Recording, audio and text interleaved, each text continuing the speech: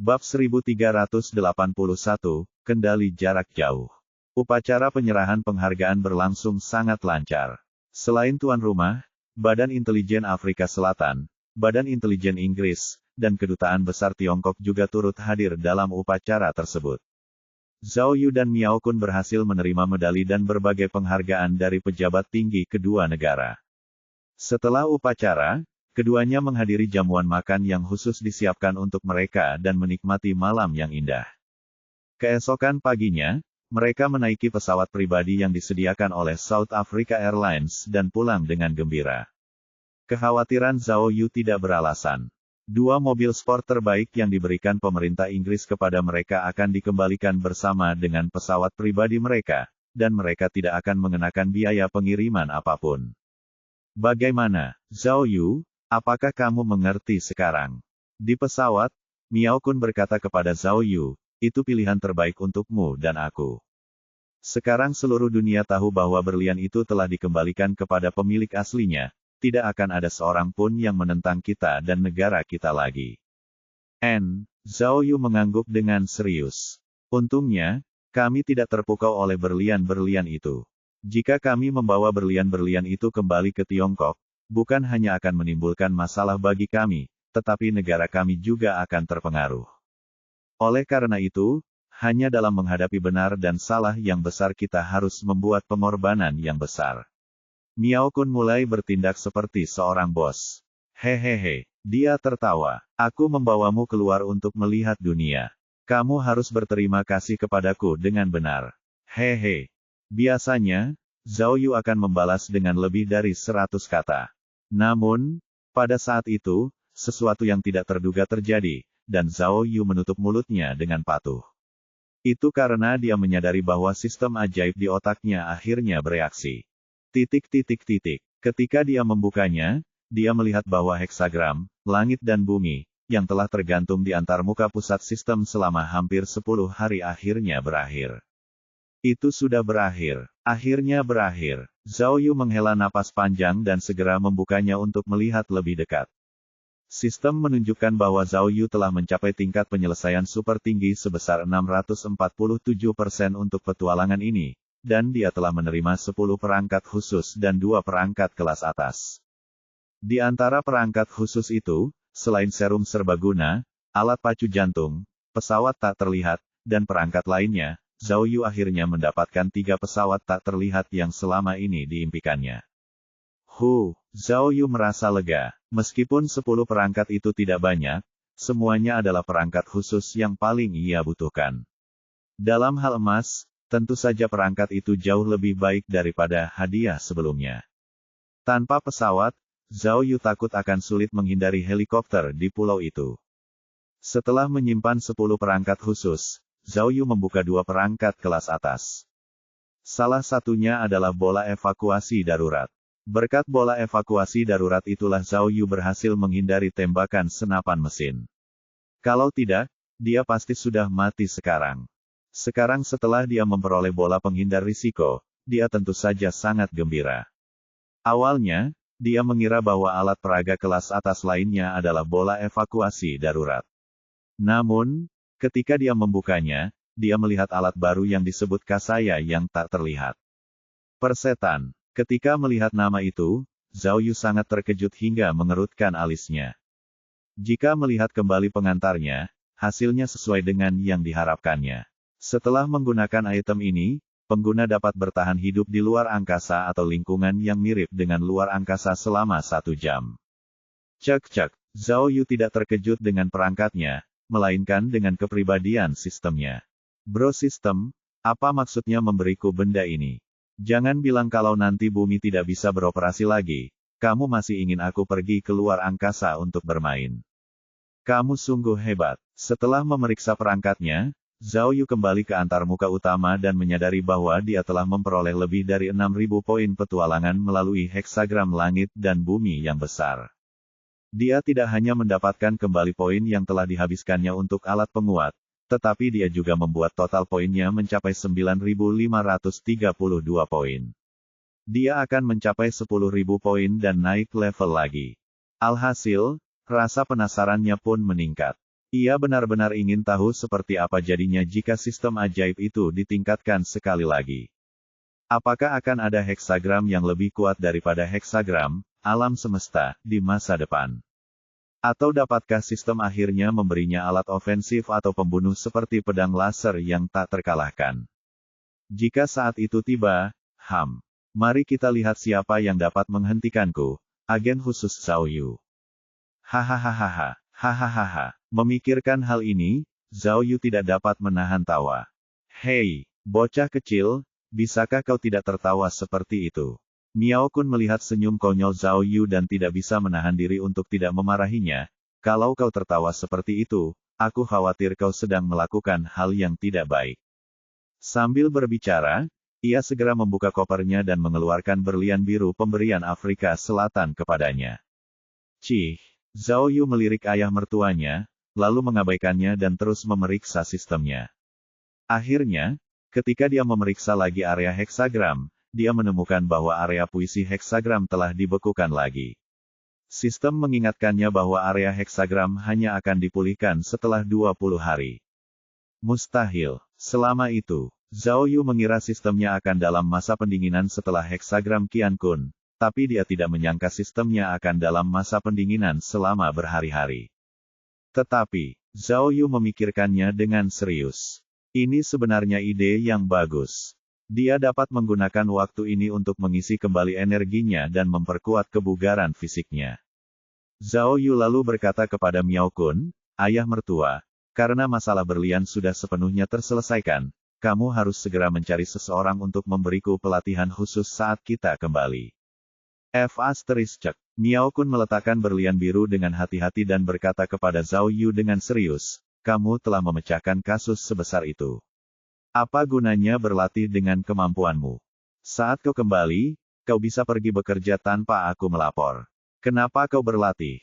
Itu tidak akan berhasil. Zhao Yu segera melambaikan tangannya.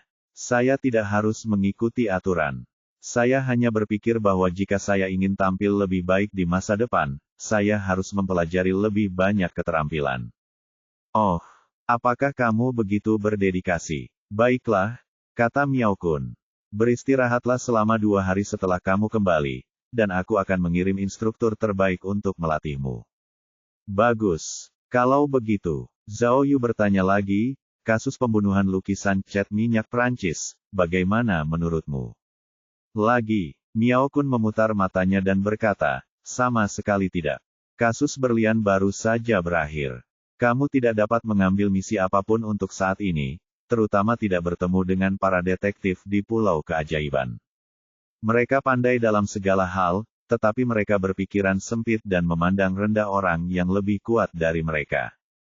Dengarkan aku, saat orang-orang melupakan ini, aku akan mencari kesempatan yang tepat untuk berbicara dengan Juliet. Tapi sekarang bukan saatnya. Baiklah kalau begitu, Zhao Yu menggelengkan kepalanya tak berdaya. Sebenarnya, aku hanya berharap kita bisa menangkap pembunuh bejat itu secepatnya, agar tidak ada lagi orang tak bersalah yang terbunuh.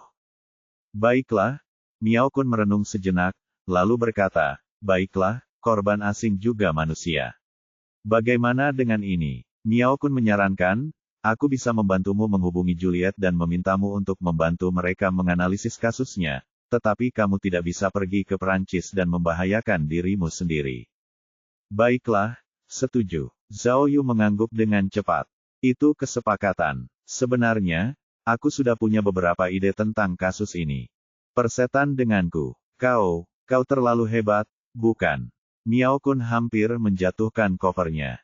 Zhao Yu. Jika kau bisa memecahkan kasus pembunuhan dengan lukisan cat minyak dari jarak jauh, maka tidak akan ada orang lain di dunia ini yang bisa melakukannya. Bab 1382, Kebohongan yang sebenarnya bagian 1. Malam berikutnya, di ibu kota Jingzhou, 500 meter dari gedung divisi kriminal. Hai, Nona cantik, tunggu sebentar. Hai. Sebuah mobil Bentley biru tiba-tiba melaju dari pinggir jalan.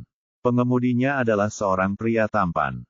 Ia menjulurkan kepalanya keluar jendela dan berteriak kepada seorang wanita cantik yang sedang berjalan di pinggir jalan, Nona cantik, kamu mau kemana?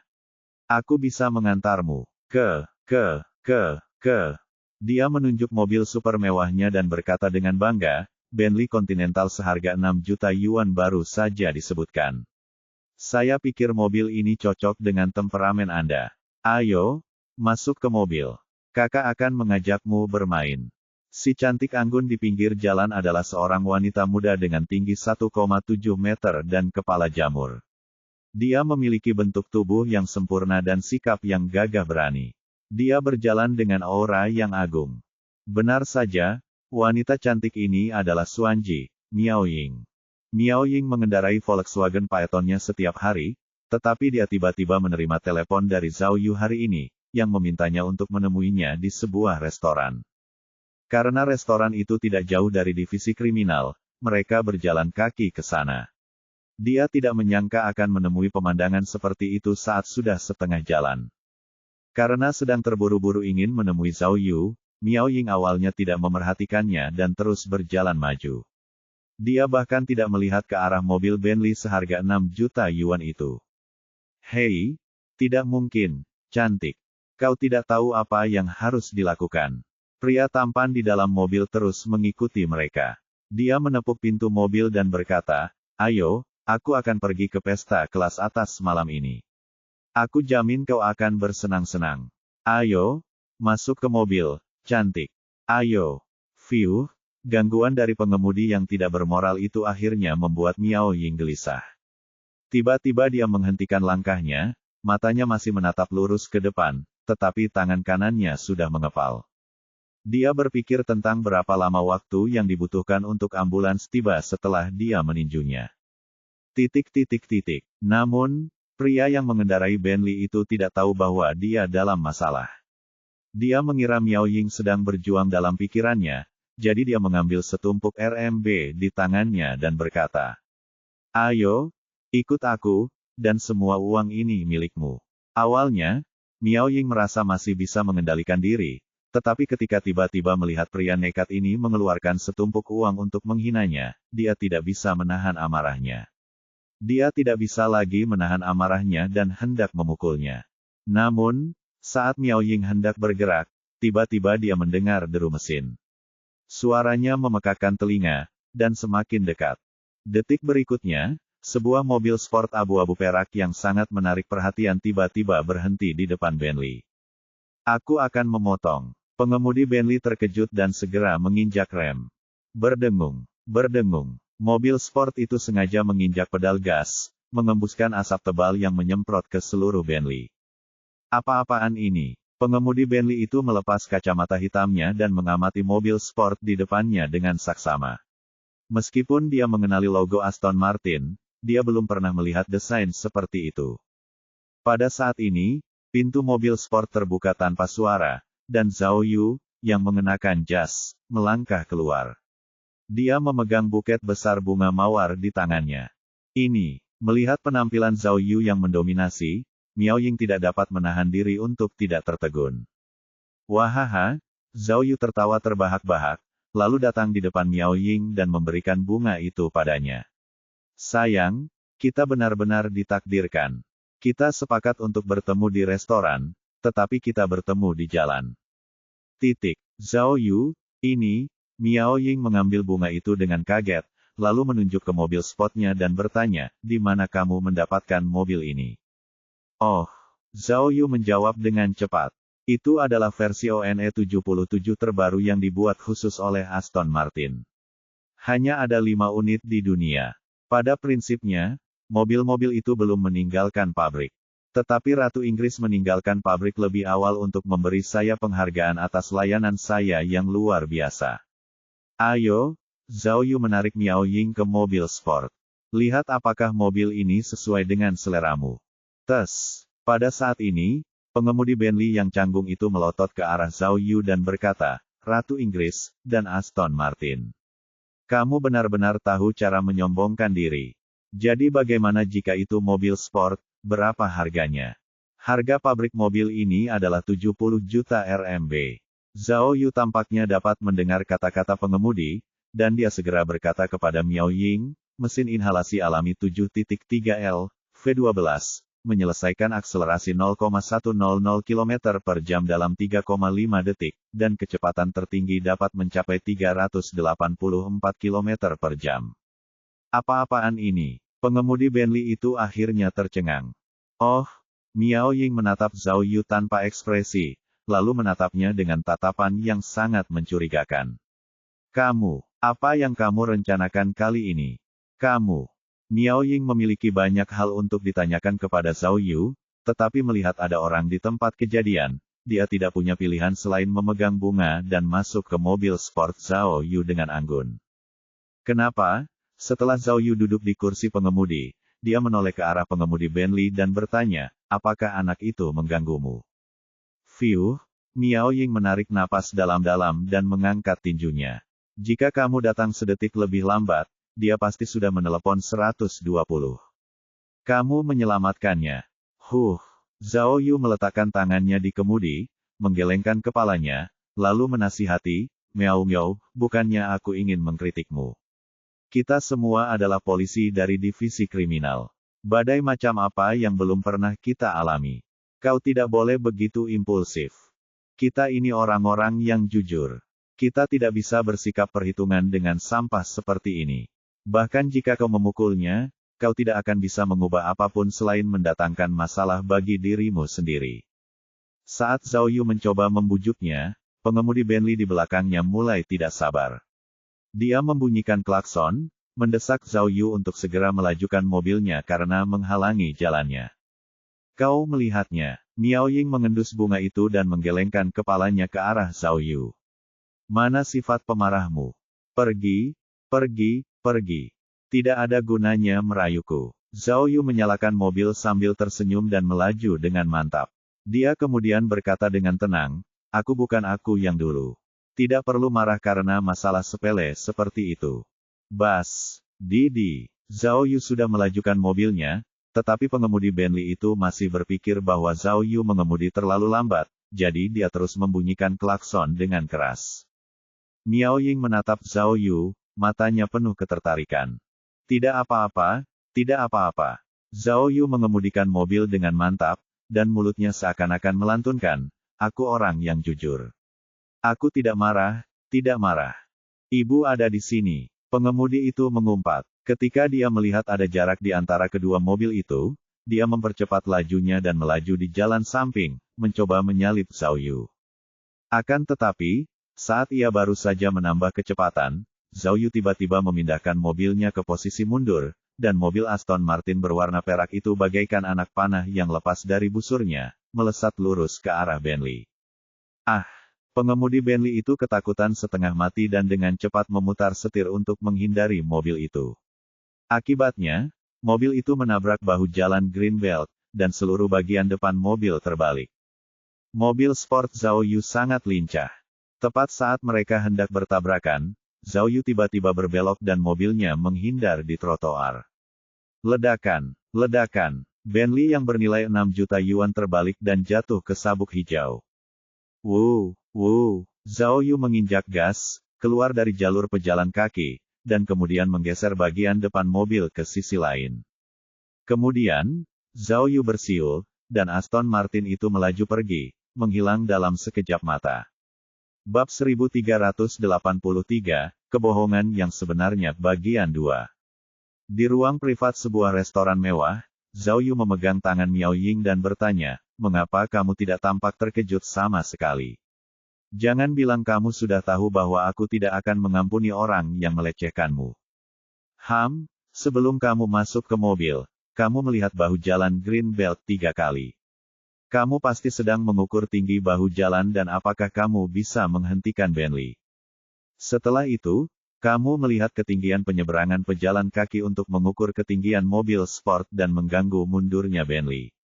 Miao Ying berkata dengan tenang, jadi, jika kamu tidak melakukan apa-apa, aku akan terkejut, kan? Hebat, hebat, seperti yang diharapkan dari istri detektif Zhao Yu. Iya, aku sangat merindukanmu.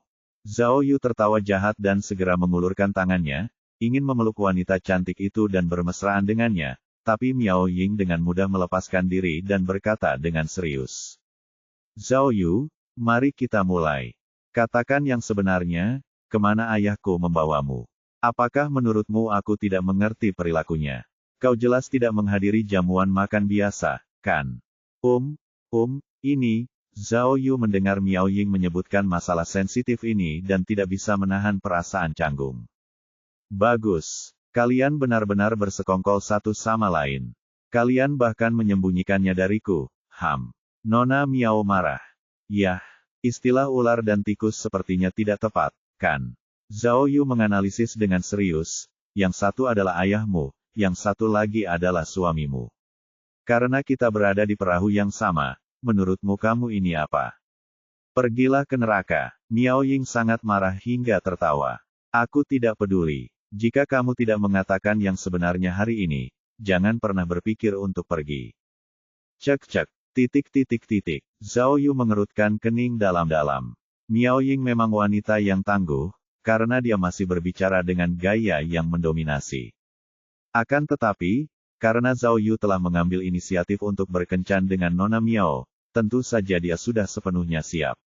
Dia tahu karakter Miao Ying dan sifat keras kepalanya, jadi dia memutuskan untuk menggunakan kartu asnya. Dia berpura-pura berada dalam posisi sulit dan berkata, baiklah. Kalau begitu, aku akan mengatakan yang sebenarnya. Sebenarnya, aku sudah memberitahu ayah mertuaku. Meskipun kami telah menandatangani perjanjian kerahasiaan dengan mereka, dan kami mungkin akan kehilangan akal jika kami mengungkapkan rahasia kami tidak dapat menyembunyikannya darimu, Miao. Kamu adalah orang yang paling dekat dengan kami. Jika kamu ingin tahu kebenarannya, kami harus mengatakannya padamu bahkan jika kami harus mempertaruhkan nyawa kami, kan? Kata-katamu, Miao Ying cemberut dan memikirkannya dengan hati-hati. Mengapa rasanya aneh? Zhao Yu pura-pura tidak peduli, aku akan menceritakan semuanya padamu. Ayah mertuamu dan aku, oh tidak, ayahmu, pergi ke sebuah pulau kecil di Fiji untuk berpartisipasi dalam salon detektif. Siapa yang mengira bahwa salon detektif ini sebenarnya adalah konspirasi yang mengejutkan? Beberapa orang jahat ingin menggunakan perjamuan ini untuk menemukan setumpuk berlian yang hilang di Afrika Selatan 22 tahun lalu. Sekumpulan berlian itu tak ternilai harganya, dan kekayaannya sebanding dengan kekayaan satu negara. Zhao Yu berkata dengan penuh semangat. Banyak bos kelas dunia yang memikirkannya, dan mereka melakukan segala cara untuk mendapatkan berlian itu. Lalu, petunjuk berlian itu tiba-tiba muncul di pesta, dan pulau itu langsung jatuh ke dalam kekacauan besar. Adegannya besar, aku akan pergi. Para tentara bayaran ada di sini, senjata roket ada di sini, dan senapan mesin berat ada di sini. Bum, itu mengerikan. Oh benar, ada juga helikopter, dan bahkan bersenjata. Wuss, sebuah rudal meledakkan kastil dan hampir meratakannya. Aku beruntung bisa lolos, tetapi ayahmu ditangkap oleh orang-orang jahat. Lalu, aku tidak peduli dengan keselamatanku sendiri. Aku mengejar mereka sepanjang jalan. Pertama, aku merampok speedboat, lalu, aku mulai menembaki musuh. Itu adalah pemandangan yang ramai. Akhirnya, dengan tekad, keberanian, dan semangat juang yang luar biasa, saya akhirnya berhasil menaklukkan para penjahat dengan bantuan Mi-6. Setelah itu, suamimu yang pemberani berhasil memecahkan kata sandi berlian itu secara tak terduga dan berhasil menemukan sekumpulan berlian yang tak ternilai harganya. Setelah itu, ayahmu dan aku bersikap mulia dan tidak perlu dipertanyakan lagi.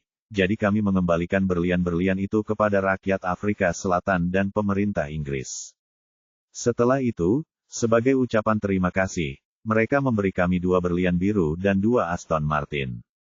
Oh, benar juga, kami juga menerima beberapa warga negara kehormatan Afrika Selatan dan kekebalan hukum, tetapi ayahmu mengatakan itu tidak ada gunanya, jadi dia meminta mereka untuk mengatur pesawat untuk memulangkan kami.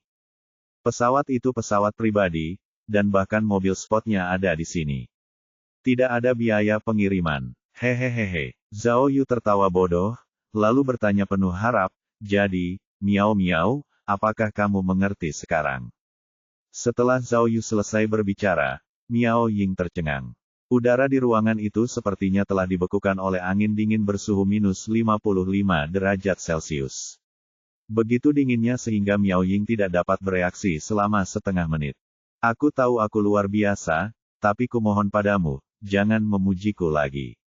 Aku akan bangga. Zhao Yu terus mengatakan kebohongannya yang sebenarnya.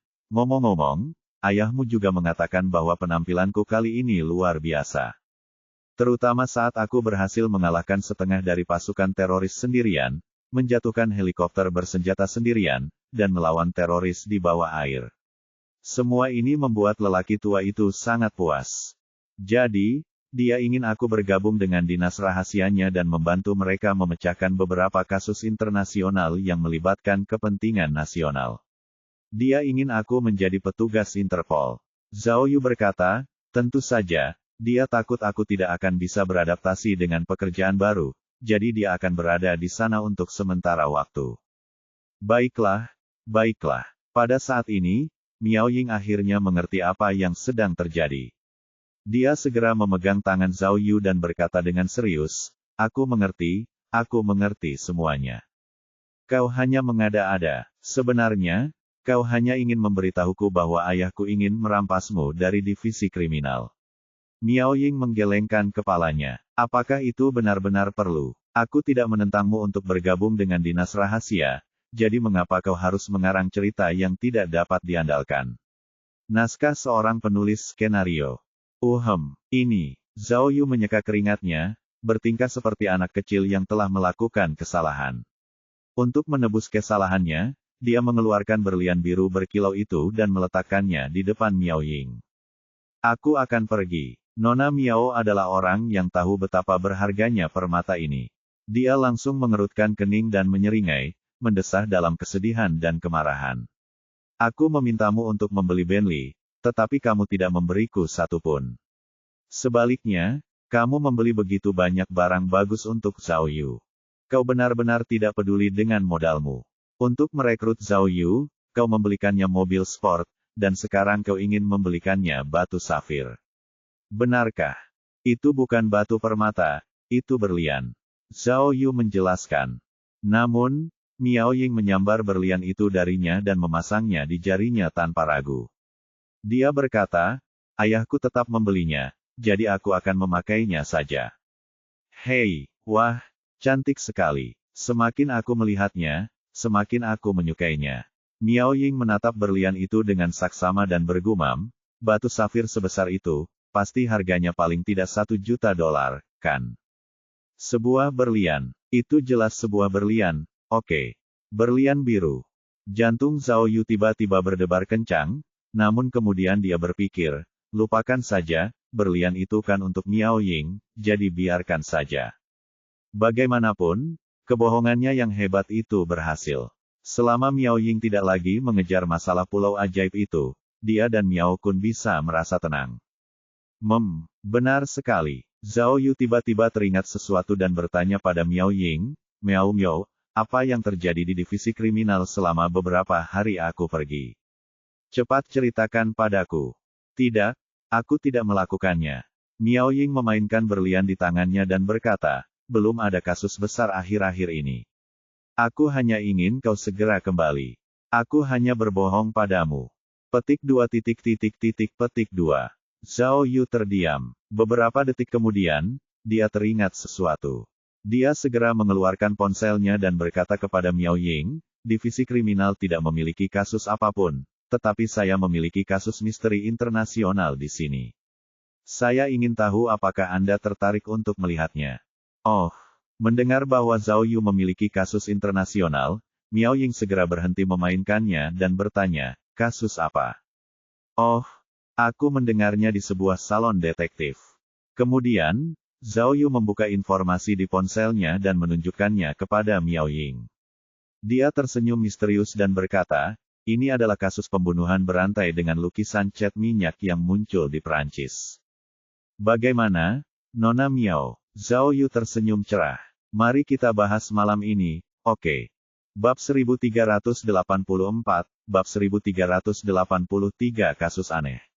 Keesokan paginya, Perampokan tampaknya telah terjadi di sebuah kamar mewah di sebuah hotel mewah. TV miring, spray robek menjadi beberapa bagian, remote control diinjak, dan sofa miring. Kamar berantakan, dan jejak pertarungan 300 ronde Zhao Yu dan Miao Ying tadi malam ada di mana-mana. Zhao Yu, bukankah kau bilang akan mempelajari kasus pembunuhan dengan lukisan cat minyak? Di atas ranjang empuk yang besar, Miao Ying yang berotot dan halus berbaring di lengan Zhao Yu yang kuat dan mengeluh, mengapa kau tidak memberitahuku tentang kasus itu setelah semalaman disiksa? Hehehe, Zhao Yu tertawa sinis, lalu menarik Nona Miao ke dalam pelukannya dan berkata dengan bangga, beberapa hari yang lalu, ketika aku melawan para teroris, aku menyadari banyak trik. Itulah sebabnya aku ingin bertarung denganmu. Oh, teroris. Miao Ying menyipitkan matanya dan bertanya, jadi, teroris juga punya wanita. Baiklah. Zhao Yu tidak terkecoh dan segera berkata, tentu saja tidak. Jangan pikirkan itu. Apakah kau lupa dengan siapa aku pergi? Miao Ying melirik Zhao Yu dan berkata dengan tidak senang, karena kamu pergi dengan ayahku, aku jadi semakin khawatir. Saya jatuh. Zhao Yu memandang rendah ayah mertuanya di dalam hatinya, lalu dengan cepat tersenyum dan berkata, hehe. Miao, jangan khawatir. Aku pasti akan membantumu mengawasi ayahmu dengan ketat di masa depan. Aku pasti tidak akan membiarkan dia bersikap sombong di luar. Kalian begitu gugup untuk menjelaskannya, dan aku semakin tidak percaya pada kalian semua. Miao Ying mendesah tak berdaya. Mungkin ini bagian yang menyedihkan dari menjadi seorang detektif. Apa ini? Sejak kapan dia punya begitu banyak perasaan baik dan buruk? Ayolah. Zhao Yu memeluk Nona Miao lagi dan berkata, kita tidak perlu pergi sepagi ini hari ini. Ayo bertarung 100 ronde lagi. Tetapi, saat Zhao Yu mengerahkan tenaganya, Miao Ying dengan gesit keluar dari bawah ketiaknya. Nona Miao menghela napas kesal dan berkata, kamu benar-benar tidak bisa menganggap segala sesuatunya terlalu serius. Zhao Yu tahu bahwa Nona Miao sedang tidak dalam suasana hati yang baik, jadi dia segera bertanya, tidak mungkin. Apakah karena aku pergi ke dinas rahasia? Zhao Yu, Miao Ying mendorong tangan Zhao Yu ke atas bantal dan berkata dengan serius, aku tidak ingin melemahkan semangatmu, tetapi aku tidak ingin mengalami bayang-bayang masa kecilku lagi. Orang tuaku tidak bisa menemaniku karena mereka sedang menjalankan misi tugas khusus. Itulah sebabnya aku merasa sangat kesepian. Namun, kamu harus mewarisi warisan mereka. Apa yang harus kulakukan di masa depan? Jangan konyol. Zhao Yu cepat-cepat berkata, kita akan bersama selamanya. Aku tidak ingin menjadi pengikut, tapi aku tahu, kata Miao Ying tak berdaya. Ayahku tidak mengizinkanku bergabung bukan karena dia ingin melindungi putranya, tapi karena aku tidak cukup mampu. Itulah sebabnya aku cemburu saat melihat betapa dia mengagumimu dan bahkan membelikanmu mobil dan cincin berlian. Ayo, kau salah jika berpikir seperti itu. Zhao Yu tertawa, bagaimana kau bisa membandingkan dirimu denganku? Meskipun aku, Zhao Yu, pendiam dan terkenal, aku tidak pernah bisa hidup tanpa ajaranmu. Kau tahu, tanpa dirimu, aku tidak akan pernah menjadi luar biasa seperti sekarang. Apakah kamu luar biasa? Bahkan alis tebal dan mata besar Miao Ying sudah menyempit menjadi satu garis. Jangan khawatir. Zhao Yu menepuk dadanya dan berjanji, bahkan jika aku menjadi petugas Interpol untuk memecahkan kasus-kasus internasional besar, aku akan tetap bersamamu. Jika ayahmu tidak membiarkanmu pergi, aku akan menyerah demi mereka. Zhao Yu berbicara seolah-olah dia sedang bersumpah, jangan lupa, kita adalah sepasang pria dan wanita yang menakutkan. Nona Miao akhirnya tidak bisa menahan tawa. Sikap tidak tahu malu Zhao Yu selalu menawan.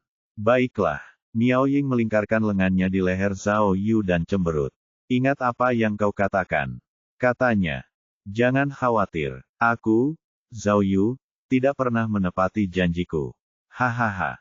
Zhao Yu, kamu. Miao Ying mengumpat, dan mereka berdua berguling bersama. Kaki gunting dan teknik mengunci tenggorokan sering digunakan. Tidak seorang pun dapat mengetahui apakah mereka sedang menggoda, bertengkar sungguhan, atau tidak cocok untuk anak-anak.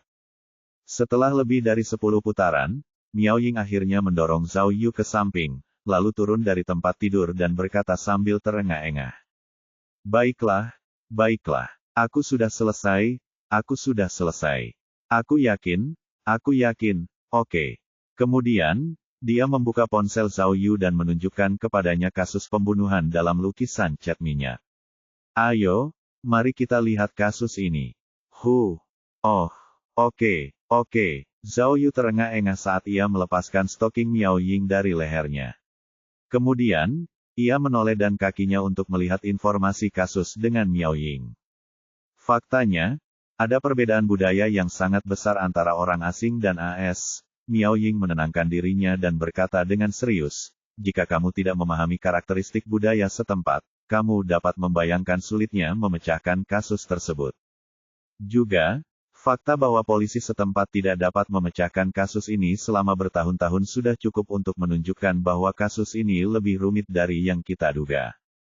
Kita sering mengatakan bahwa ada alasan untuk segala sesuatu, tetapi terkadang, ketika orang asing melakukan sesuatu, aturan ini mungkin tidak berlaku.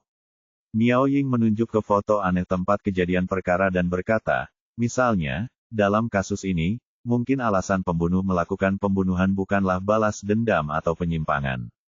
Mungkin pembunuhnya membunuh orang karena tertarik. Miao Ying menganalisis situasi dengan serius. Begini, pembunuhnya akan memilih kota baru setiap kali dia membunuh seseorang. Dia tidak pernah mengulangi pembunuhannya. Juga, tidak ada hubungan antara para korban, yang berarti bahwa pembunuhnya membunuh orang secara acak. Lagi pula, dia sudah mempersiapkan diri dengan baik sebelum bertindak. Kasus seperti ini memang sulit dicegah dan dipecahkan. Tetapi saya pikir, Zhao Yu menarik napas dalam-dalam, lalu menunjuk informasi itu dan berkata, pemikiran polisi Perancis tidak salah. Pembunuh harus memiliki dasar artistik tertentu untuk dapat menata mayat menjadi lukisan cat minyak. Tidak hanya dalam lukisan, tetapi juga dalam tata rias, latar, dan sebagainya. Alasan mengapa pembunuh membunuh orang dengan cara ini jelas untuk melampiaskan amarahnya. Zhao Yu menganalisis, dia mungkin seorang seniman depresi yang telah dikucilkan dan ditekan. Untuk membuktikan kemampuannya, dia membuat kasus pembunuhan yang aneh. Tidak, pendapat Miao Ying berbeda dengan pendapat Zhao Yu. Menurutku tidak. Jika itu adalah seorang seniman yang belum mencapai kesuksesan, dia pasti ingin sekali diakui oleh masyarakat. Dibandingkan dengan membunuh orang, tampaknya lebih tepat untuk mencoret-coret dinding secara acak untuk menarik perhatian masyarakat. Dan, Miao Ying mengangkat kepalanya dan bertanya dengan rasa ingin tahu, kasus ini tidak ada hubungannya dengan kita, orang Tionghoa. Bahkan jika kita bisa menemukan ide, apa yang bisa kita lakukan? Bisakah kita pergi ke Perancis untuk menyelesaikan kasus ini? Ini, Zhao Yu hendak memberitahu Miao Ying tentang ide kendali jarak jauh, tetapi telepon Miao Ying tiba-tiba berdering. Oh, divisi kriminal. Miao Ying melihat nomor itu dan segera mengangkatnya. Setelah mengangkat telepon, wajah Miao Ying langsung menjadi serius. Ada apa? Apakah ada kasus baru? Zhao Yu bertanya saat Miao Ying meletakkan teleponnya. Benar, Miao Ying mengangguk dan berkata, ada kasus aneh di kota Hailan, Provinsi Gyeongsu. Para petinggi telah meminta tim investigasi khusus kami untuk pergi dan menyelidikinya. Oh, Harlan, bukankah itu objek wisata? Zhao Yu terkejut. Ayo, cepat ke divisi kriminal. Miao Ying berdiri dan berkata, jika ini kasus biasa, kita tidak akan ditugaskan di sana. Bab 1385, Bab 1384 Misteri Tulang Putih. Untuk menangkap pencurinya. Di tengah malam, seruan datang dari area B Villa di kota Hailan, Provinsi Gyeongsu. Kemudian beberapa orang dengan senter di tangan mereka dengan cepat melewati jalan tengah villa dan mengejar ke arah barat laut. Dan di depan orang-orang ini, ada sosok yang berlari dengan kecepatan tinggi. Huci. Orang ini berlari sangat cepat, dan matanya sangat tajam. Bahkan dalam kegelapan seperti itu, dia masih bisa membedakan arah. Dia berlari mengelilingi area villa, dan tidak butuh waktu lama baginya untuk melepaskan diri dari para penjaga keamanan yang mengejarnya. Orang ini adalah pencuri kongtong yang dibicarakan semua orang. Malam harinya, si pencuri menyelinap ke sebuah villa untuk mencuri. Namun karena tidak mengecek lokasi terlebih dahulu, secara tidak sengaja alarm pun berbunyi sehingga membuat banyak petugas keamanan mengejarnya. Huci, Huci, pencuri itu terengah-engah dan berlari menyelamatkan diri. Ia pikir ia telah kehilangan satpam itu, tetapi ia malah menemui jalan buntu. Brengsek. Dia mengumpat dengan suara rendah dan tidak punya pilihan selain berbalik lagi, menabrak petugas keamanan yang mengejarnya. Ke sini, tangkap dia, jangan biarkan dia kabur. Para petugas keamanan langsung heboh dan langsung menerkamnya. Pencuri itu juga putus asa. Melihat bahwa dia akan dikepung oleh para penjaga keamanan, dia malah memanjat tembok halaman sebuah villa dan berlari di sepanjang tembok itu. Lawan. Hajar dia. Beberapa petugas keamanan mengambil batu bata, dan beberapa lainnya melemparkan lampu ke arah pencuri. Namun, pencuri itu cukup fleksibel dan menghindari semua lemparan batu bata. Segera setelah itu, dia merangkak di sepanjang tembok halaman menuju bangunan 2 lantai villa itu, dan kemudian berputar melalui balkon ke sisi yang lain. Villa itu terletak di sisi terluar seluruh area villa. Setelah pencuri itu mengitari sisi lainnya, ia dapat melihat tembok besar di seluruh area villa. Cepat, pergi dan tangkap dia. Jangan biarkan dia kabur. Cepat. Para penjaga keamanan bergegas mendekat dan mulai mengambil batu dari tanah. Pencuri itu siap mempertaruhkan segalanya. Tanpa ragu, ia melompati tembok halaman dan melompat dari villa ke tembok luar. Hei, hei, hei. Karena petugas keamanan sudah melempari dengan batu, pencuri itu kehilangan keseimbangan dan langsung jatuh dari tembok halaman, jatuh keluar tembok. Degup, pencuri itu terjatuh dengan keras ke tanah, namun untunglah tanahnya tidak keras, melainkan ladang sayur yang tandus. Astaga, pencuri itu bangkit dari tanah dan menarik napas dalam-dalam. Setelah mendengar teriakan para penjaga keamanan dari sisi lain tembok halaman, dia menepuk pantatnya dan segera pergi. Namun, saat ia berbalik, ia tiba-tiba menyadari bahwa sebuah bungalau kecil berlantai 3 telah muncul di depannya. Ia sebenarnya telah tiba di halaman sebuah villa lain. Hah, bangunan di depannya sangat bobrok, dan jelas tidak ada seorang pun yang tinggal di sana. Itu adalah rumah tua yang telah ditinggalkan selama bertahun-tahun. Dia mencoba mengingat, tetapi dia tidak dapat mengingat bangunan seperti itu. Dia terkejut. Namun, karena para pengejar sudah ada di sekitar, dia tidak punya banyak waktu untuk berpikir. Dia segera menemukan pintu depan villa dan bersiap untuk melarikan diri. Akan tetapi, saat dia mencapai pintu, sirene polisi terdengar di luar. Sial, mereka datang begitu cepat. Si pencuri mengumpat. Dia bisa tahu bahwa sirene polisi datang dari luar pintu. Dia tidak boleh membuka pintu dan keluar. Apa yang harus dilakukan? Dia melihat sekeliling dan menyadari bahwa tembok villa itu terlalu tinggi untuk dipanjatnya. Jika dia ingin melarikan diri dari sisi lain, dia harus naik ke atas. Jika dia bisa menggunakan balkon rumah tua ini, dia mungkin bisa melarikan diri melalui sisi lain tembok halaman. Dengan mengingat hal itu, pencuri itu tidak ragu-ragu dan bergegas ke pintu rumah tua itu untuk mencari jalan masuk. Rumah tua itu sangat bobrok. Sebelum pencuri mencapai pintu masuk utama, ia sudah bisa melihat bahwa tidak ada kaca di jendela sebelah kanan. Jadi, pencuri itu seperti gurita saat ia memasuki villa dari sana. Bagian dalam rumah jauh lebih gelap daripada bagian luarnya, sehingga pencuri tidak punya pilihan selain menyalakan ponselnya untuk meneranginya. Villa itu berantakan, dengan puing-puing di mana-mana. Didi. Tepat saat dia membalik tembok, sirine polisi berbunyi di luar villa, dan terjadi keributan yang bising. Rusak. Pencuri itu tahu bahwa tidak ada waktu yang terbuang. Jika ia tidak segera melarikan diri, ia akan tertangkap seperti kura-kura dalam toples. Jadi, dia tidak banyak berpikir dan langsung menuju tangga villa. Dia berlari menaiki tangga dan naik ke atas. Ia telah mengukur tinggi lantai sebelumnya dan tahu bahwa lantai 2 sejajar dengan dinding halaman. Oleh karena itu, setelah tiba di lantai 2, ia segera menemukan sebuah ruangan dan ingin pergi ke balkon melalui ruangan itu.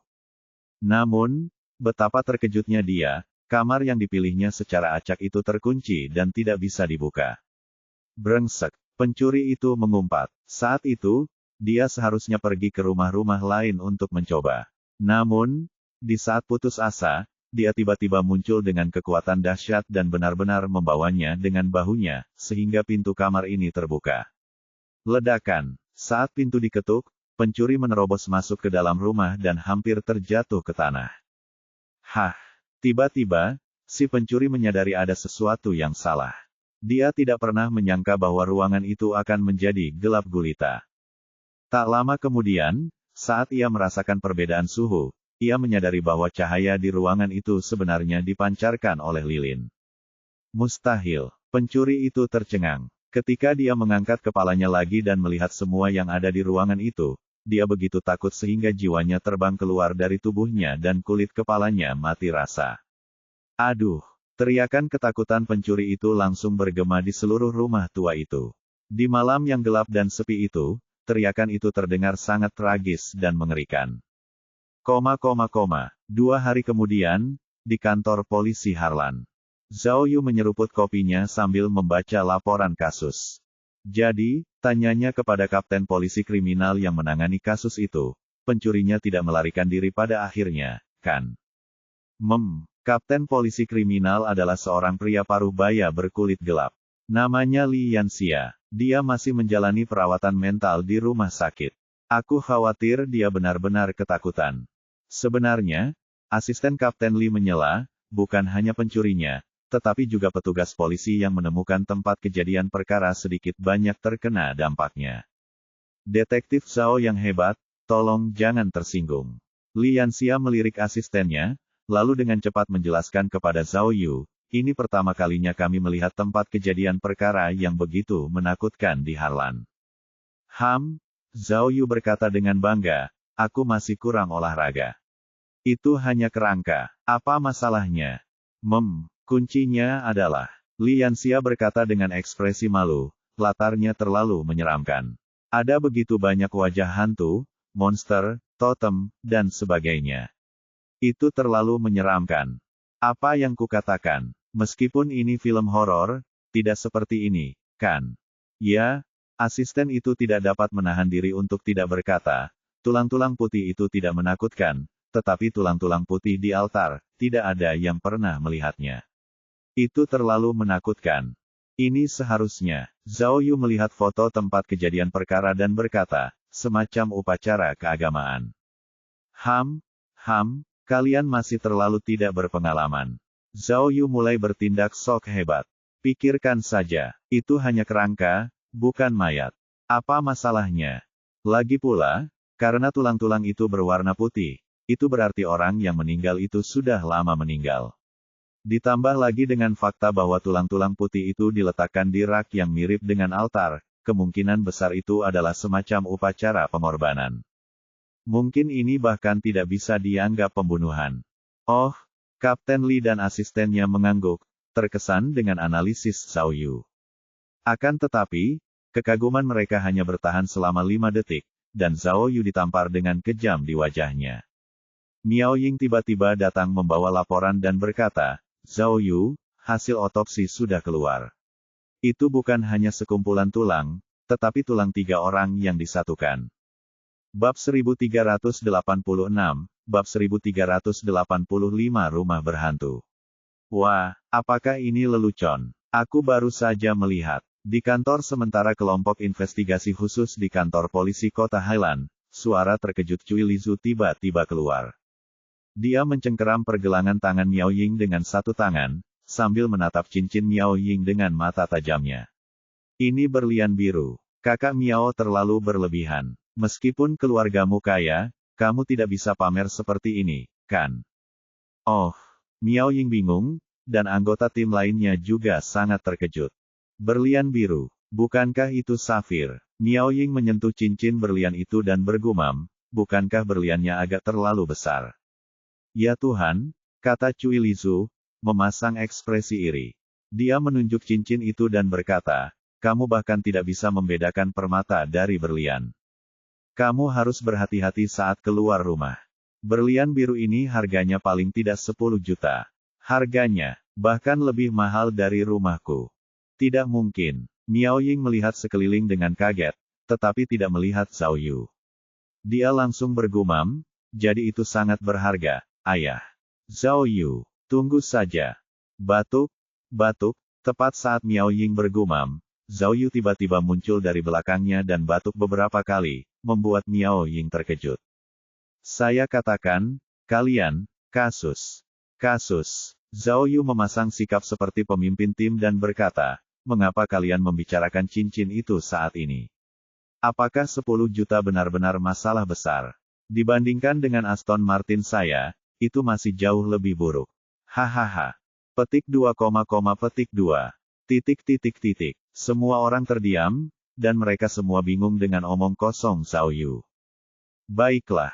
Zhao Yu kembali serius. Ia menghindari tatapan penuh tanya dari Miao Ying dan berkata kepada orang banyak, pertama-tama, saya punya kabar baik. Setelah rekomendasi Gao Fakai, serta lamaran saya, Zhang Peipei resmi bergabung dengan kelompok investigasi khusus kami sebagai anggota. Selamat datang. Zhao Yu memimpin tepuk tangan, tetapi dia segera menyadari fakta yang memalukan. Zhang Peipei sama sekali tidak ada di sana.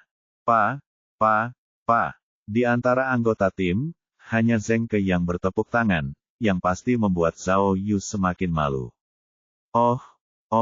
Zheng Ke baru menyadari kalau suasananya tidak tepat, jadi dia cepat-cepat memberi alasan pada Zhao Yu.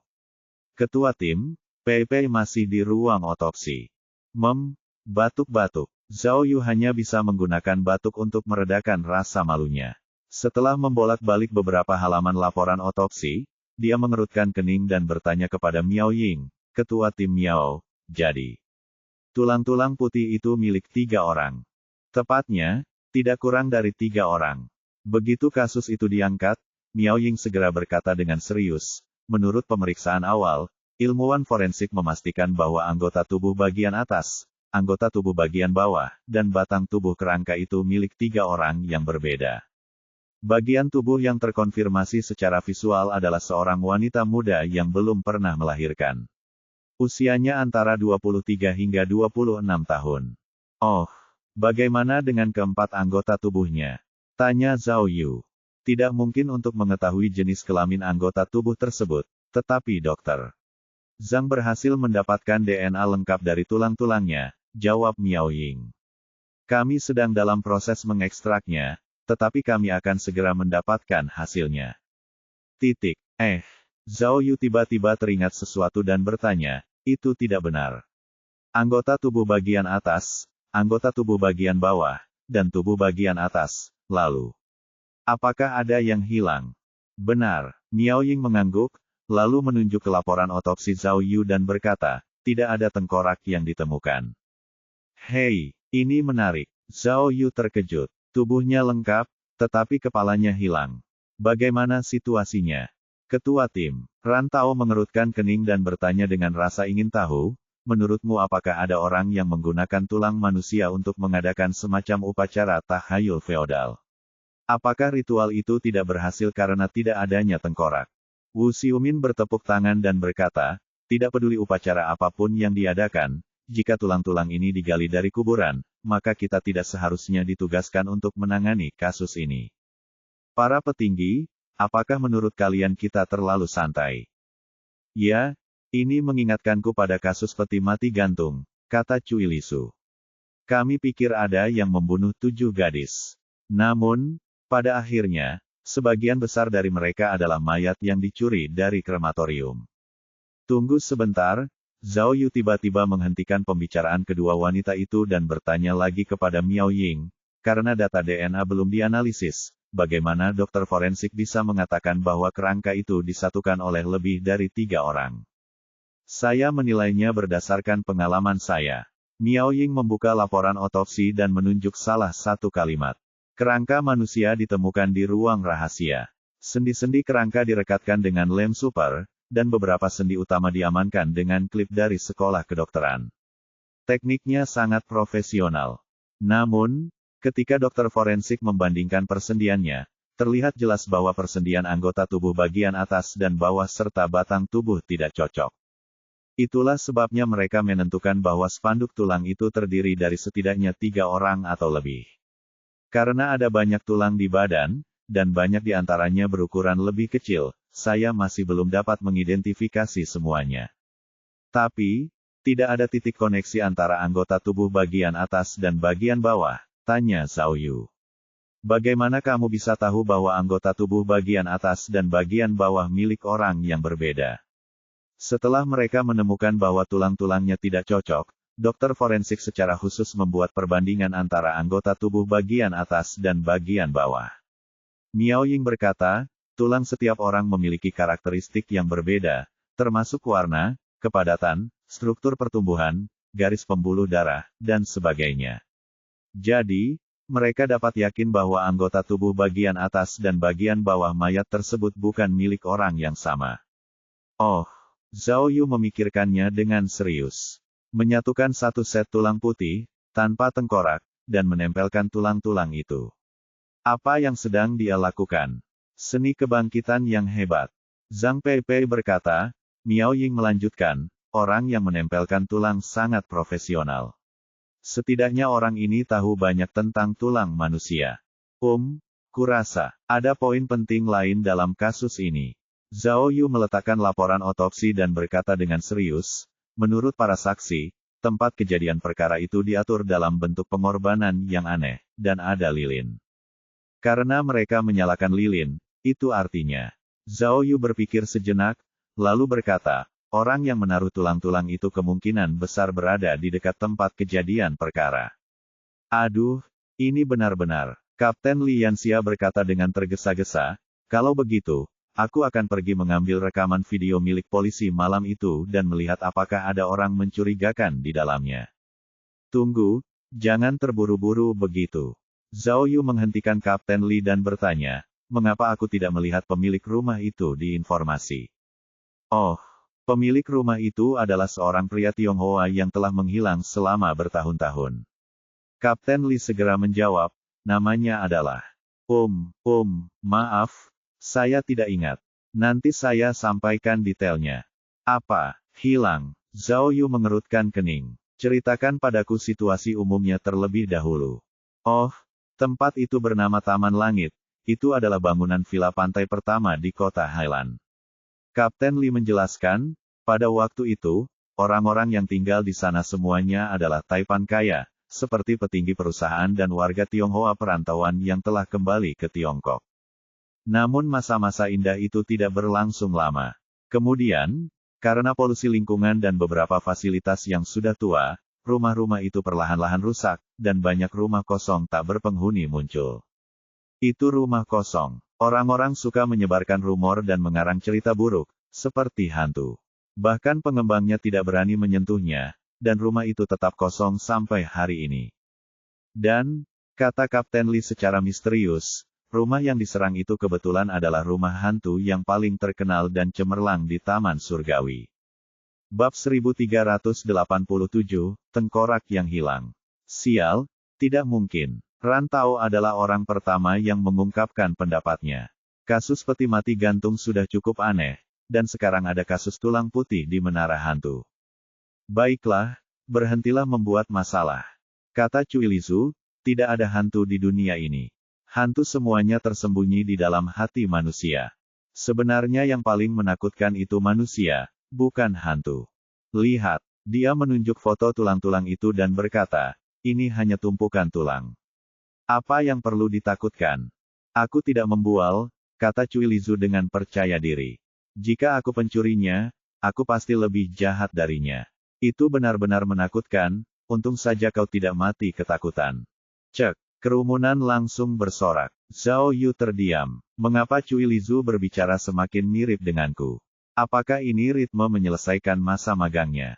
Aku menemukannya. Aku sudah menemukannya. Pada saat ini, Kapten Li Yanxia melihat informasi di ponselnya dan berkata dengan gembira, nama pemilik rumah adalah Yu Zhengran. Dia adalah orang Tionghoa perantauan yang baru saja kembali dari Asia Tenggara. Menurut catatan, Keluarga Yu Zhengran yang beranggotakan 5 orang menghilang pada hari tahun baru 13 tahun yang lalu. Saat ia menghilang, Yu Zhengran berusia 63 tahun. Kekasihnya, putra, menantu perempuan, dan cucunya ada bersamanya. Namun, tidak ada informasi yang lengkap mengenai catatan orang hilang. Yang ada hanya informasi palsu yang menyebutkan bahwa keluarganya mungkin telah meninggal dalam tsunami di Samudra Hindia. Namun, catatan orang hilang tidak menunjukkan bahwa mereka telah meninggalkan negara itu pada saat itu. Ya Tuhan, tsunami. Kenang rantau, saya masih sekolah tahun itu. Intinya, tidak ada satupun dari 5 orang dalam keluarga itu yang kembali hidup-hidup. Wu Xiumin menggelengkan kepalanya dengan bingung. Apakah itu tsunami atau orang hilang di Tiongkok? Bagaimana mungkin tidak ada catatan terperinci tentang peristiwa sebesar itu? Saya benar-benar tidak bisa berbuat apa-apa tentang ini. Kapten Li menjelaskan, kota Hailan adalah rumah bagi orang Tionghoa perantauan. Saat itu, manajemennya tidak terlalu ketat. Banyak orang Tionghoa perantauan yang kembali ke Tiongkok tidak mengubah kewarganegaraan mereka atau mendaftarkan akun mereka. Selain itu, Yu Zhengran ini tidak memiliki kerabat, jadi sangat sulit untuk memverifikasinya. Sejujurnya, menghilangnya orang Tionghoa perantauan adalah fenomena umum. Lagi pula, mereka punya keluarga dan bisnis di luar negeri. Mereka mungkin pergi ke Asia Tenggara begitu saja tanpa menyapa. Sebenarnya sudah sekian tahun pemerintah sudah berkali-kali merencanakan tanah Taman Tianfu, namun karena banyak pemiliknya yang tidak bisa dikonfirmasi dan dihubungi, akhirnya ditunda. Kita hanya bisa menunggu sampai batas waktu habis sebelum kita bisa secara hukum menghancurkan tempat itu. Wah, ini akan merepotkan. Cui Lizu merenung. Mengapa aku merasa tulang-tulang di rumah itu ada hubungannya dengan hilangnya keluarga tua Tionghoa beranggotakan 5 orang? Tulang itu, mungkinkah? Perkataan Cui Lizu membuat suasana menjadi tegang. Masalah ini sangat pelik, kata Kapten Li, pemimpin kami khawatir ini akan menjadi kasus pembunuhan besar dan akan memengaruhi reputasi internasional negara kita. Jadi, ia mengajukan permohonan untuk melaporkannya kepada atasannya. Aku tidak menyangka akan mengundang detektif terkenal Zhao. Ini adalah keberuntungan kita. Aku pasti akan diberkati. Zhao Yu tidak berminat mendengarkan sanjungannya, jadi dia langsung bertanya, mari kita bicarakan energi hantu dulu. Oh, Kapten Li segera melanjutkan, sejak keluarga Yu Zhengran menghilang, rumahnya tentu saja menjadi kosong dan tidak ada seorang pun yang tinggal di sana lagi.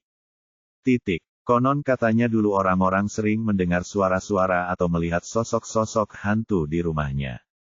Kabar-kabar itu sangat aneh, dan tak lama kemudian rumah itu menjadi rumah hantu yang terkenal di daerah itu. Saya pernah mendengar ada beberapa orang pemberani yang pernah masuk ke sana, lalu mereka semua dirasuki dan berakhir sangat menderita. Tentu saja, itu semua hanya legenda. Tidak ada cara untuk memverifikasinya. Kapten Li berkata tanpa daya, jika pencuri itu tidak masuk secara tidak sengaja, saya khawatir akan sulit untuk menemukannya. Saya sudah hidup lama, tetapi ini pertama kalinya saya melihat TKP seperti itu. Saya benar-benar penasaran, siapa yang tega melakukan hal seperti itu di rumah hantu. Seberapa besar keberanian orang ini? Lalu, Zhao Yu menunjuk ke foto-foto tempat kejadian perkara dan bertanya, mengenai dekorasi di tempat kejadian perkara, serta wajah-wajah hantu, apakah kalian pernah melihatnya? Apakah ini semacam adat pemakaman di Gyeongsu? Tidak. Itu tidak mungkin. Li Yanxia berkata dengan yakin, benda-benda ini jelas bukan dari Gyeongsu. Jangan lihat bagaimana aku tidak lahir dan besar di Gyeongsu.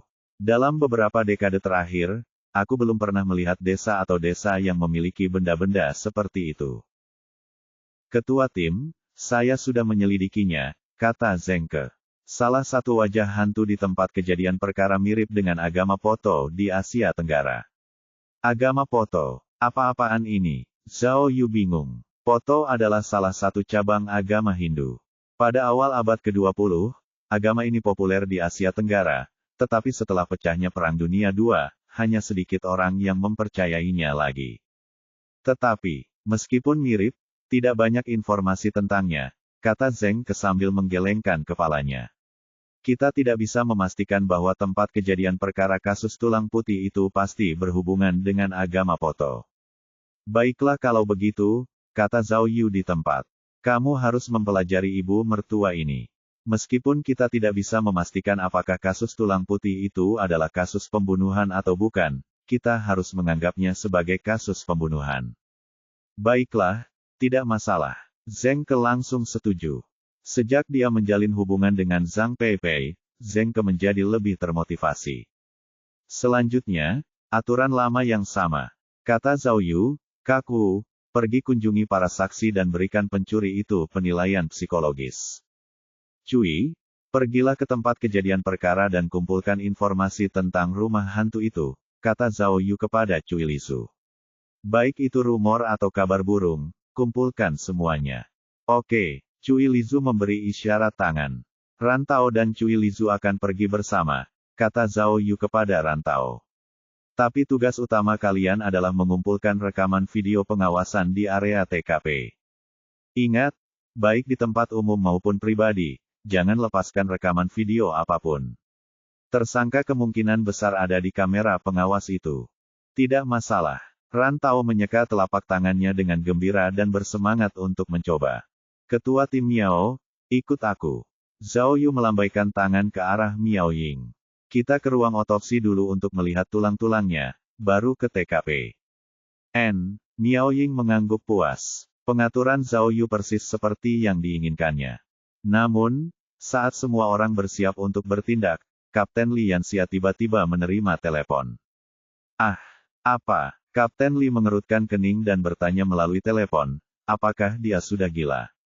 Ini bukan lelucon. Apakah dia benar-benar mengatakan itu? Aku akan pergi.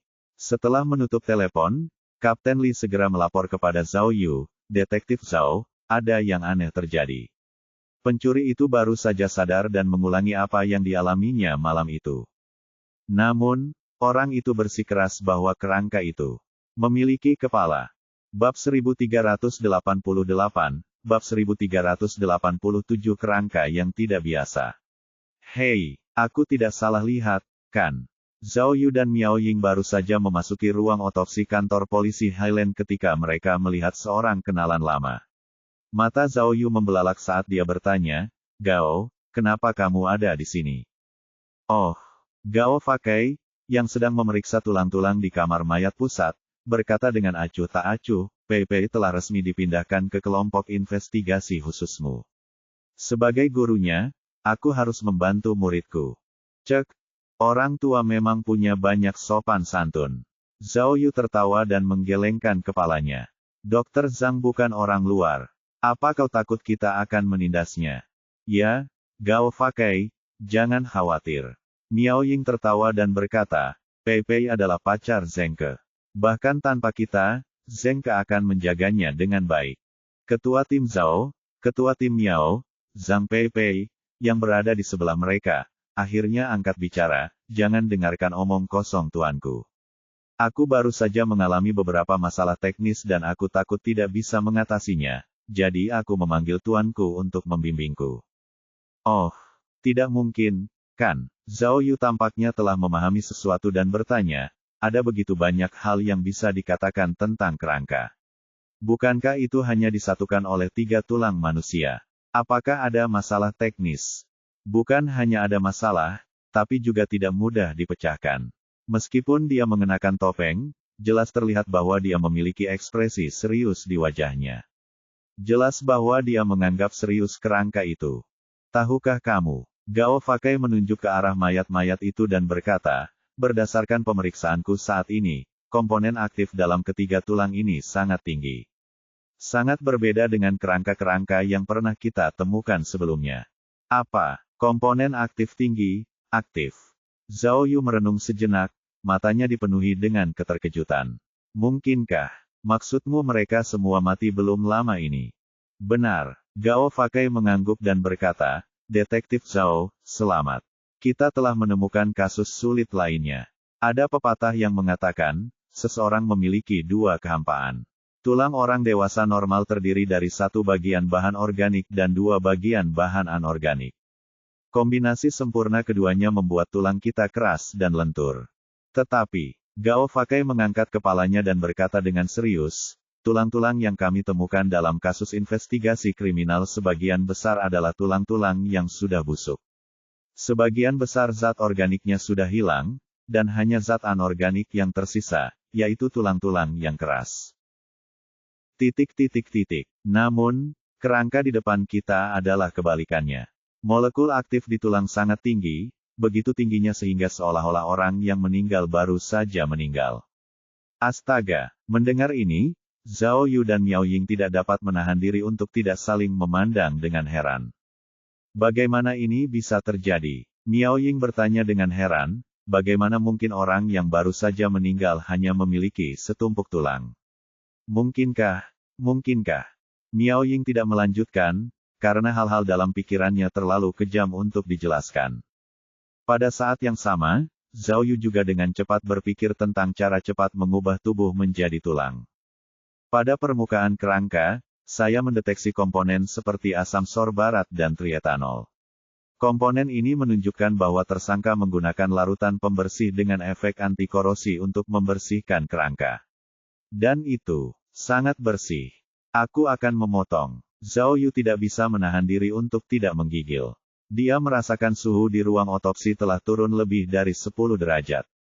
Jangan terlalu banyak berpikir. Gao Fakai tahu apa yang dipikirkan Zhao Yu dan Miao Ying, jadi dia langsung berkata, hanya ada beberapa bekas goresan kuas tipis di tulang-tulang itu, tapi tidak ada bekas goresan atau sayatan senjata tajam, yang berarti tulang-tulang itu pasti tidak tercabut. Astaga! Zhao Yu memang punya dugaan seperti itu, jadi dia langsung menghela napas lega dan bertanya dengan heran, artinya, dia tidak dimakan oleh ikan piranha. Semua orang di ruang otopsi langsung terdiam. Sesuatu seperti itu, dokter forensik Gao menatap Zhao Yu dengan ekspresi rumit dan berkata, jika ada gigitan binatang, jejaknya akan sangat jelas. Ini menarik. Zhao Yu merasa kasusnya tidak sederhana. Pembunuhnya. Bagaimana tersangka melakukannya? Jika memang begitu, Miao Ying setuju, kemungkinan pembunuhan sangat tinggi. Gao Fakai, bagaimana hasil tes DNA? Sudah waktunya. Zhang Peipei menjawab dengan tergesa-gesa, begitu hasilnya keluar, saya akan segera mengatur orang untuk membandingkannya. Ngomong-ngomong, kata Gao Fakai kepada Zhao dan Miao Ying, Peipei dan aku baru saja melakukan uji komposisi pada tulang-tulangnya, tetapi kami tidak menemukan unsur mineral apapun yang biasa ditemukan di dalam tanah, yang berarti mayatnya tidak terkubur di dalam tanah. Juga, kandungan kalsiumnya normal. Dilihat dari kekerasan dan kelembapan pelindung tulang itu belum direndam dalam air atau cairan apapun. Ini berarti tersangka tidak mencuri atau mengambil mayatnya. Kemungkinan pembunuhan sangat tinggi. Zhao Yu punya firasat buruk tentang ini. Gao Fakai mengangguk setuju dan melanjutkan, selanjutnya, aku akan melakukan pemeriksaan lebih rinci pada serangga tulang itu, dengan harapan bisa mengetahui alasan mengapa tubuhnya berubah menjadi tulang begitu cepat. Dan, lihat ini, Gao Fakai menunjuk ke sendi pada kerangka itu dan berkata, jenis klip pengikat sendi ini dibuat secara khusus dan tidak dapat dibeli dimanapun di dunia. Biasanya diproduksi oleh sekolah kedokteran, jadi tidak ada model khusus. Saya sudah melepas satu. Gao Fakai menyerahkan tas bukti kepada Zhao Yu. Anda dapat memulai pencarian Anda dengan klip ini. Metode tersangka dalam menggunakan klip dan lem sangat profesional, imbuh Zhang Peipei. Profesinya kemungkinan besar adalah seorang guru di sekolah kedokteran, seorang ahli ortopedi, atau profesi yang memiliki pengalaman relevan. Dimengerti. Zhao Yu mengangguk. Saya akan mengirim seseorang untuk menyelidiki. Pada saat ini, Gao Fakai melepas topengnya, menunjuk ke tulang-tulang itu, dan berkata, satu hal lagi, Peipei dan aku baru saja menemukannya, dan kami belum menuliskannya dalam laporan. Oh, apa lagi yang ada? Tanya Zhao Yu. Saya tidak tahu apakah itu akan membantu memecahkan kasus ini, kata Zhang Peipei mewakili Gao Fakai. Guru saya dan saya menganalisis struktur tulang dari ketiga kerangka tersebut dan menemukan titik yang sama. Ketiganya sangat tinggi, setidaknya antara 1,75 hingga 1,85 meter. Ini, Zhao Yu dan Miao Ying saling memandang, tidak tahu apakah penemuan ini akan membantu memecahkan kasus tersebut. Terutama pemilik tulang tungkai bawah, kata Gao Fakai. Panjang tulang paha ini adalah panjang yang sangat ideal. Dalam studi ortopedi, ini disebut rasio emas. Meskipun hasilnya belum keluar, dari pola tulang paha, kemungkinan itu adalah perempuan sangat tinggi. Tidak peduli apakah itu laki-laki atau perempuan, kata Gao Fakai. Yang meninggal pasti seseorang dengan kaki panjang. Ya, Zhang Peipei cepat-cepat menambahkan. Dilihat dari proporsi bahan organik, ketiga korban yang meninggal semuanya masih muda, dan tinggi badan mereka patut ditiru. Jadi, Anda juga bisa menemukan beberapa kondisi yang cocok dari orang-orang yang baru saja hilang. Zhao Yu mengangguk. Aku ingat kota Hailan sering mengadakan kompetisi model, peragaan busana, dan sebagainya. Orang mati tidak mungkin model-model itu, kan? Ngomong-ngomong, aku punya pertanyaan lain. Pada saat ini, Gao Fakai mengajukan pertanyaan lain. Apakah polisi menggeledah tempat kejadian perkara? Mengapa kita tidak menemukan tengkorak mayat itu? Ini. Saat tengkorak itu disebutkan, wajah Zhao Yu dan Miao Ying berubah lagi. Miao Ying adalah orang pertama yang menjawab. Pencuri yang pertama kali menemukan tulang-tulang itu mengaku bahwa ketika dia pertama kali melihat pemandangan itu, dia yakin bahwa ada tengkorak di tulang-tulang putih itu. Namun saat polisi tiba di tempat kejadian, tengkoraknya sudah hilang. Zhang Peipei terkejut. Ada hal seperti itu. Tengkorak itu hilang. Pencuri itu berkata, Miao Ying menjelaskan, bahwa setelah dia melihat tempat kejadian perkara, dia sangat takut hingga pingsan beberapa saat. Dia tidak ingat bagaimana dia bisa keluar dari kamar, atau bagaimana dia ditangkap oleh polisi. Jadi, kami menduga, Zhao Yu setuju, bahwa pembunuhnya seharusnya berada di tempat kejadian pada saat itu. Dia mengambil tengkorak itu saat pencurinya tidak sadarkan diri. Ternyata seperti ini. Meskipun Gao Fakai adalah detektif yang berpengalaman, dia tetap terkejut dengan kasus aneh ini. Dia berkata dengan heran, tersangka tidak membawa apapun kecuali tengkoraknya saat dia diekspos. Jadi, tengkorak itu pasti sangat penting baginya. Bab 1389, Bab 1388 Rumah Tua Keluarga Yu. Di kota Hailan, sebuah mobil polisi melaju di jalan tepi pantai. Pada saat itu, Miao Ying sedang melihat berita terbaru tentang kasus White Bones di ponselnya, sementara Zhao Yu sedang bersandar di jendela mobil. Meskipun matanya menatap lautan pohon kelapa di luar jendela, pikirannya sedang memikirkan kasus itu dengan serius. Sebelumnya, ia telah menggunakan browser tak terlihat untuk mencari informasi tentang agama Poto. Sebagaimana yang ditemukan Zhengke, browser tersebut hanya menampilkan bahwa agama tersebut merupakan cabang dari agama Hindu, beserta beberapa ikhtisar sederhana, tanpa konten terperinci apapun. Dari sini dapat diketahui bahwa orang-orang yang menganut agama ini sudah berada di ambang kepunahan. Dalam informasi yang ditemukan Zhao Yu, salah satu totem klan Poto memang mirip dengan properti di tempat kejadian perkara, tetapi untuk memastikan tidak ada kesalahan, dia masih perlu membandingkannya dengan cermat.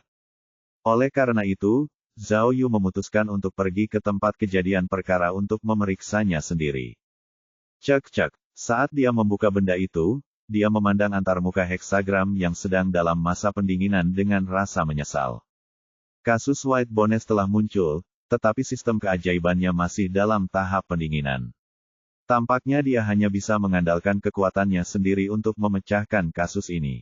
Namun, karena tidak bisa mendapatkan heksagram, Zhao Yu malah lebih bersemangat dari biasanya. Ia juga ingin membuktikan bahwa ia bisa memecahkan kasus tersebut tanpa bantuan sistem. Detektif Zhao. Pada saat ini, Kapten Li Yanxia, yang duduk di kursi penumpang depan, berkata, wali kota kami baru saja mengirim pesan. Dia masih dalam rapat di ibu kota provinsi dan tidak dapat datang menemui Anda untuk sementara waktu. Saya harap Anda dapat memaafkannya. Aku baik-baik saja. Zhao Yu tidak pernah menyukai kegiatan resmi semacam ini, jadi sebelum dia datang, dia telah memberitahu kantor provinsi Gyeongsu bahwa dia tidak akan ditemani oleh atasan manapun, tetapi hanya kapten polisi kriminal setempat untuk bekerja sama dalam memecahkan kasus tersebut. Tampaknya wali kota Harlan telah menerima pemberitahuan tersebut, dan itulah sebabnya dia tidak muncul. Tetapi, wali kota kami memohon padamu, kata Kapten Lee dengan malu. Kota Highland adalah kota wisata, jadi saya harap Anda dapat memaafkan kami dan berusaha untuk tidak mengungkapkan berita itu kepada publik. Seperti yang kalian tahu, kita tidak bisa main-main dengan media.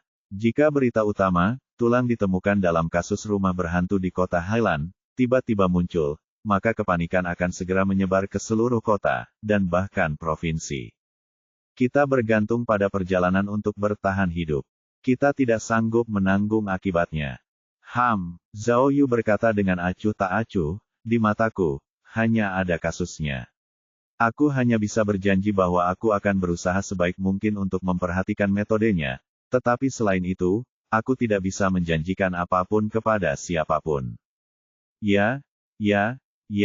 Kapten Lee segera mengelus jenggotnya dan berkata, sebenarnya, kami tidak perlu khawatir. Karena Anda, Detektif Zhao, datang sendiri. Kami tidak takut tidak dapat memecahkan kasus ini. Zhao Yu mengangkat alisnya dan merasakan pujian Li Yanxia mengandung unsur ancaman. Ngomong-ngomong, aku sudah bertanya kepada polisi setempat tentang tengkorak itu. Li Yanxia tidak berani memprovokasi Zhao Yu, jadi dia segera mengganti topik pembicaraan dan berkata dengan serius, menurut pengakuan mereka, sejak mereka mendengar teriakan pencuri hingga saat mereka menangkap pencuri itu, hanya berselang 1 menit. Pintu utama rumah lama keluarga Yu sudah sangat tua. Begitu mendengar teriakan itu, polisi langsung masuk. Kemudian mereka mengikuti suara itu ke lantai 2.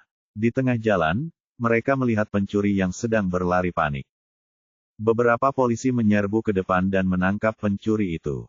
Namun, meskipun pencuri itu ditangkap, ia jelas dalam kondisi gangguan mental. Ia berteriak dan meratap, dan menunjuk ke atas. Kemudian, lampu di lantai atas menarik perhatian polisi. Beberapa dari mereka naik untuk melihat dan menemukan tempat kejadian perkara yang mengerikan. Jelas sekali mereka semua ketakutan ketika melihat pemandangan itu. Jika memang begitu, Miao Ying berspekulasi, pembunuhnya pasti ada di tempat kejadian pada saat itu, dan dia punya cukup waktu untuk melarikan diri dengan tengkorak itu. Saya pernah ke tempat kejadian perkara sebelumnya, kata Kapten Lee. Jika benar-benar ada pembunuh pada saat itu, kemungkinan besar dia melarikan diri melalui balkon. Balkon itu terhubung dengan tembok rumah lama. Tidak ada seorang pun di balik tembok itu saat itu, jadi akan sangat mudah untuk melarikan diri dari sana.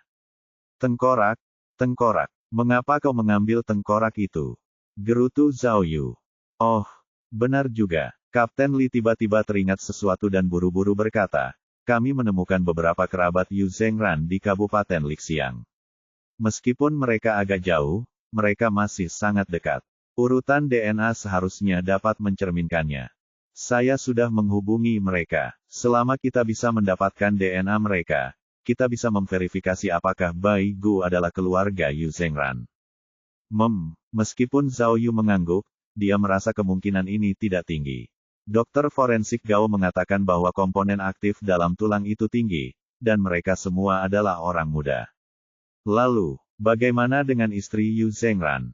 Apakah tidak ada seorang pun di keluargamu? Tanya Miao Ying. Istri Yu Zhengran orang Indonesia, kan?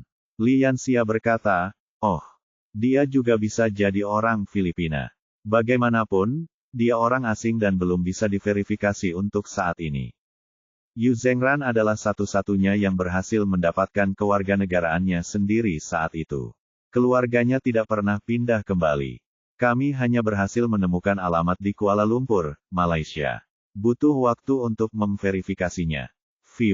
Zhao Yu menghela napas berat. Ia takut menghadapi situasi seperti itu saat memecahkan kasus. Jika mereka bahkan tidak tahu siapa korbannya, bagaimana mereka bisa memecahkan kasus tersebut? Dan, Kapten Lee melanjutkan, pada tahun tsunami di Samudra Hindia, Asosiasi Palang Merah Internasional membuat basis data DNA para korban. Jika kita bisa mendapatkan DNA dari kerabat Yu Zhengran, kita juga bisa pergi ke basis data dan membandingkannya. Mari kita lihat apakah mereka benar-benar mati dalam tsunami. Zhao Yu mengangguk lagi, tetapi dia masih merasa bahwa keluarga Yu Zhengran meninggal dalam tsunami. Itu tidak terlalu dapat diandalkan. Lagi pula, mereka bahkan tidak meninggalkan catatan keberangkatan mereka, jadi kemungkinan besar mereka tidak hilang di luar negeri. Baiklah, kita hampir sampai. Saat itu, saat mobil melambat, mobil polisi itu memasuki jalan kecil yang penuh dengan rumput liar. Ini adalah Sky Mansion. Karena sejarahnya yang panjang, gerbang utama komunitas itu tidak lagi terlihat. Bagian dalamnya dapat diakses dari segala arah, dan orang dapat masuk dan keluar dari jalan kecil manapun. Mengenai kamera pengawas dan semacamnya, itu bahkan lebih tidak masuk akal. Di kedua sisi jalan setapak, terdapat banyak rumah tua. Sebagian besar rumah tua ini merupakan bangunan 3 lantai, dan pada dasarnya tidak ada orang yang tinggal di dalamnya. Rumah-rumah tersebut tampak sangat bobrok. Rumah tua keluarga Yu terletak di bagian terdalam dari area rumah besar terbengkalai ini, dekat dengan komunitas villa kelas atas lainnya di luar tembok halaman yang tinggi. Menurut Lian Xia, area villa mewah di luar itu awalnya berada di lokasi yang sangat bagus dan dibangun dengan baik. Namun, karena letaknya di sebelah rumah berhantu Tianfu, properti itu tidak dapat dijual dalam waktu lama. Pada akhirnya, untuk menghemat modal mereka, pengembang harus bekerja sama dengan agen perjalanan lokal dan menyerahkan villa kepada mereka untuk menerima wisatawan. Para turis tidak tahu tentang kejadian angker itu dan akan pergi setelah beberapa hari, jadi mereka tidak terlalu peduli tentang hal itu. Nah, ini tempatnya. Setelah mobil diparkir, Kapten Li menunjuk ke sebuah rumah tua di sebelah kanan dan berkata, ini adalah rumah tua keluarga Yu. Pada hari kecelakaan, tim teknis kami sudah mengumpulkan bukti. Setelah Kapten Li dan Zhao Yu keluar dari mobil, mereka melanjutkan, mereka menemukan beberapa jejak kaki di tempat kejadian, tetapi tidak ada sidik jari. Ketua tim Zhao, setelah keluar dari mobil, Miao Ying segera memberitahu Zhao Yu, Zhang Peipei juga membawa orang-orangnya untuk mengumpulkan bukti. Mereka menemukan beberapa jaringan kulit dan rambut yang mencurigakan, yang saat ini sedang diuji. Zhao Yu melihat rumah bergaya Eropa berlantai 3 itu. Meskipun sudah tua dan tidak terawat, rumah itu masih memiliki sedikit jejak kemewahan masa lalunya. Namun, saat dia melihat tanaman gelap yang menutupi balkon dan noda air hitam di dinding, dia merasakan penindasan yang tak terlukiskan. Bab 1390, Jejak Sepatu dan Sidik Jari. Guk guk guk. Tepat saat Zhao Yu hendak memasuki pintu, seekor anjing serigala besar tiba-tiba muncul di depannya, membuat Zhao Yu terkejut. Beruntung, anjing besar itu sedang ditahan oleh seorang polisi. Polisi itu menarik tali dan segera menarik anjing besar itu ke pinggir, menghindari kerumunan. Hei, tidak bisakah kau menonton saja? Li Yanxia tidak senang. Jangan biarkan dia menggigit orang lagi. Polisi yang memegang anjing itu tidak mengatakan apa-apa. Dia hanya memberi isyarat minta maaf kepada Kapten Li dan kemudian segera pergi membawa anjing itu. Tidak apa-apa, tidak apa-apa. Kapten Li segera menjelaskan kepada Zhao Yu dan Zhao Yu, ini adalah anjing polisi dari tim polisi kriminal. Mereka dikirim khusus untuk menggeledah rumah keluarga Yu. Jangan bilang, kata Zhao Yu kepada Miao Ying. Lihat anjing ini, mirip sekali dengan Daheng. Ukuran dan penampilannya hampir sama. Kalau aku tahu lebih awal, aku pasti sudah membawa Daheng keluar untuk bermain denganku. Ayolah, ini anjing polisi biasa. Miao Ying menggelengkan kepalanya dan berkata, Daheng sudah kenyang karena diberi makan oleh ibumu. Kalau dia tidak dilatih sekarang, dia tidak akan berguna. Benar juga, Zhao Yu teringat Dahengnya dan tak kuasa menahan desahan dalam hatinya. Ia sudah lama sibuk dan sama sekali mengabaikan anjingnya, Daheng. Meskipun Daheng adalah seorang ahli sastra dan sejarah, ia telah membantunya memecahkan banyak kasus di masa lalu. Memang agak tidak pantas untuk menguburnya di kampung halamannya. Jadi, Zhao Yu memutuskan bahwa setelah kasus ini selesai, dia akan kembali ke Kinsan dan mencari cara untuk mengirim Daheng ke tim anjing polisi, sehingga dapat meningkatkan kualitasnya dan bekerja untuk kepolisian. Siapa Daheng? Apakah dia juga anjing polisimu? Kapten Li mendengar kata-kata Zhao Yu dan bertanya dengan rasa ingin tahu. Akan tetapi, Zhao Yu tidak berniat menjawab, melainkan sudah berjalan langsung ke halaman rumah tua keluarga Yu. Saat itu, situasi di halaman berbeda dari apa yang dibayangkan Zhao Yu. Dia melihat sekelompok polisi sedang menggali sesuatu di halaman, dan mereka telah menggali 3 atau 4 lubang besar di halaman.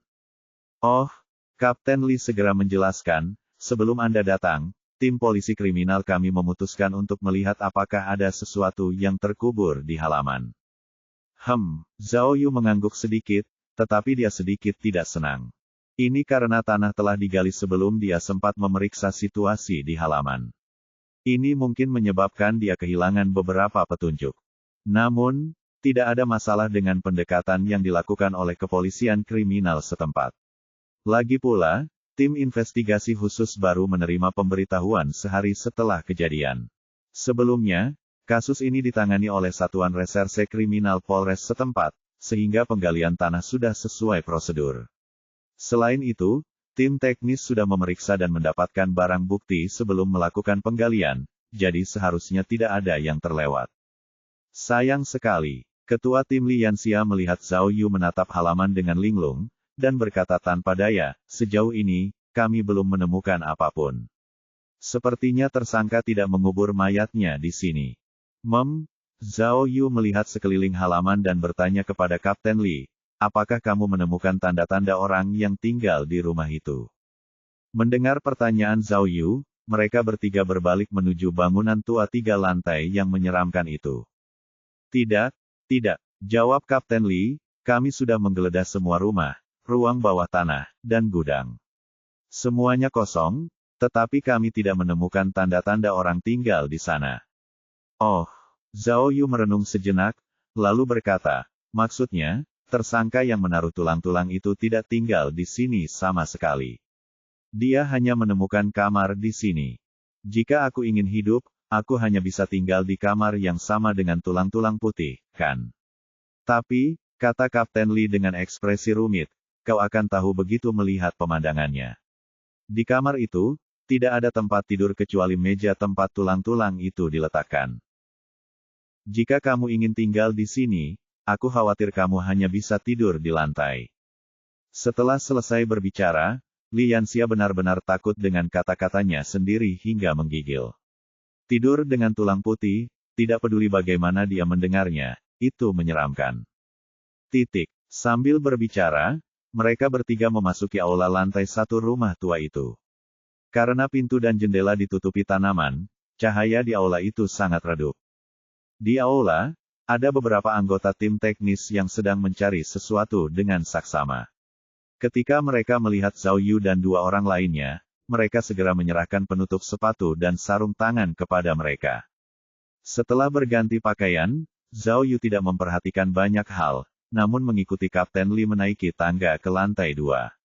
Sementara itu, Kapten Li mengulangi situasi malam itu kepada mereka. Tidak lama kemudian, Zhao Yu akhirnya melihat ruangan yang menyeramkan itu. Ruangan itu menghadap tangga di lantai 2. Tidak heran pencuri itu memilih ruangan ini ketika dia datang malam itu. Pintunya masih tampak seperti baru saja dibobol pencuri. Meskipun hatinya terasa dingin, sebagai detektif yang berpengetahuan luas, Zhao Yu tentu tidak takut pada apapun. Dia segera turun tangan. Namun, mungkin itu adalah efek psikologis. Begitu Zhao Yu masuk, dia secara naluriah merasakan angin dingin menerpa wajahnya, dan bulu kuduknya berdiri. Ada 3 jendela di ruangan itu, tetapi semua jendelanya dipaku dengan papan kayu, membuat ruangan menjadi gelap dan suram.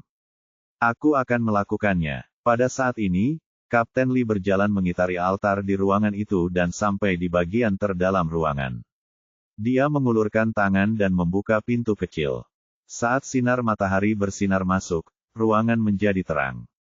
Oh, ketika dia melihat dekorasi di ruangan itu, meskipun Zhao Yu sudah siap secara mental, dia tetap saja terkejut dan merasakan merinding di sekujur tubuhnya. Ruangan itu berbentuk persegi panjang dengan luas permukaan kecil. Di tengah ruangan terdapat panggung kayu. Tampak seperti peti mati atau altar. Altar itu ditutup dengan lembaran plastik yang tebal dan besar, dan berdasarkan gambar di tempat kejadian, tumpukan tulang diletakkan di atas lembaran plastik tersebut. Di samping altar, ada wajah-wajah hantu yang menakutkan, topeng-topeng, atau jimat-jimat yang berantakan yang ditempel di sana. Tempat itu ditata seperti tempat pengorbanan suku primitif. Tanah berserakan dengan abu dupa, kertas terbakar, dan beberapa benda lainnya. Ada banyak tali yang tergantung di atas rumah. Beberapa di antaranya memiliki kait, sementara yang lain memiliki tanduk sapi, tanduk kambing, dan yang tampak seperti bulu binatang. Selain itu, ada banyak tempat lilin di dinding rumah, dan ada lilin merah yang panjang dan tebal di atasnya. Tim teknis telah mengambil beberapa sampel untuk pengujian, kata Kapten Lee. Ini yang tersisa. Ini. Dia menunjuk ke altar di tengah. Kerangka itu ditempatkan di sini. Jika bukan karena pemeriksa mayat, kami tidak akan tahu kalau itu bukan kerangka manusia. Kapten Lee, Zhao Yu mengerutkan alisnya dan bertanya, apakah tim teknis benar-benar tidak menemukan sidik jari di sini? Benar, Li Yanxia menjawab dengan yakin, kami hanya menemukan jejak kaki, tetapi kami tidak menemukan sidik jari. Pakar forensik dari kelompok investigasi khusus juga mencarinya, tetapi mereka tidak menemukan apapun. Kalau begitu, mari kita bicarakan tentang jejak kaki itu. Meskipun Zhao Yu sudah membaca informasi tentang jejak kaki itu, dia masih ingin mendengar laporan Kapten Lee. Itu jejak sepatu Cats, kedua kakinya, kenang Kapten Lee. Berdasarkan jejak kaki, tinggi tersangka antara 1,65 meter hingga 1,70 meter. Dilihat dari gayanya, kemungkinan besar pelaku adalah laki-laki, tetapi tidak menutup kemungkinan pelaku adalah perempuan. Ada jejak sepatu, tapi tidak ada sidik jari. Miao Ying sedikit terkejut, lalu bergumam, ini agak aneh. Fiuh. Zhao Yu menarik napas dalam-dalam, lalu mulai mencium-cium ruangan itu dengan hidungnya. Selain bau apek dan lembab di ruangan itu, bau yang paling kentara adalah bau khas lilin yang menyala. Zhao Yu mengendus dengan hati-hati, lalu membuka pintu kecil dan berjalan keluar rumah. Di luar rumah ada balkon panjang yang membentang melintasi seluruh lantai dua bungalow kecil itu. Zhao Yu berjalan ke balkon dan mengamati sekelilingnya. Kemudian, dia tiba-tiba melakukan sesuatu yang tidak terduga. Dia pergi ke ujung balkon, melompati pagar, dan memanjat dinding halaman rumah keluarga Yu yang elegan.